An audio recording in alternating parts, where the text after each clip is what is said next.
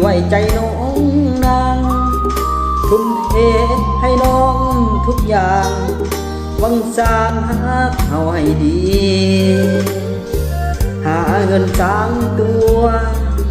หวังอยู่กินตลอดชีวิต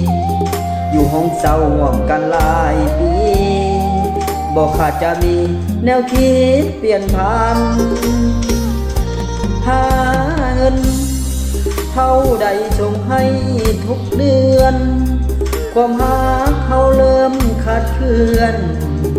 สะเทือนหัวอกสถานหัวไปหาเงินหวังสร้างครอบครัวเงินสานบอกคิดว่าเมียอยู่บ้านจะประหารด้วยกันมีสู้มาถึงวันนี้ความหามาพังทลายน้องเปลี่ยนไปมีใจใหม่จากหนึ่งใจเป็นสองยอดสูงได้ยินข่าว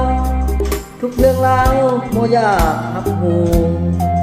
ผู้หญิงลายใจลายสู้ดังวันทองอยู่ในนิยามเหลือทนหน้ามนเหตุกันใดหนอความหักอดทนเกิดคำว่าพอหมดแล้วละน้องบ่เหลือเยื่อใยได้เห็นขาตาอุลาเทพบ่ไหวเคยเป็นดังยอดดวงใจวันนี้เปลี่ยนไปเป็นของคนอื่น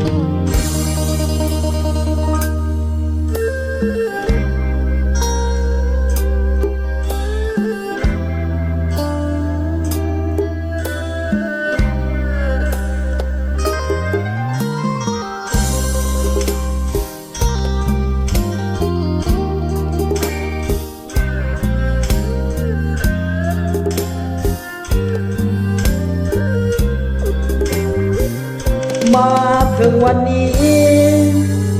ความหามาพังทลายน้องเปลี่ยนไปมีสายใหม่จากหนึ่งใจเป็นสองยอดชูได้ยินข่าวทุกเรื่องราวบ่อยากหักหูผู้หญิงลายใจลายสู้ดังวันทองอยู่ในนิยายเหลือทนหน้ามนเหตุกันใดหนอความหักอดทนเกิดคำว่าพอหมดแล้วละน้องบ่เหลือเยื่อใยได้เห็นขาตาอุลาเทพบ่ไหวเคยเป็นดังยอดดวงใจวันนี้เปลี่ยนไปเป็นของคน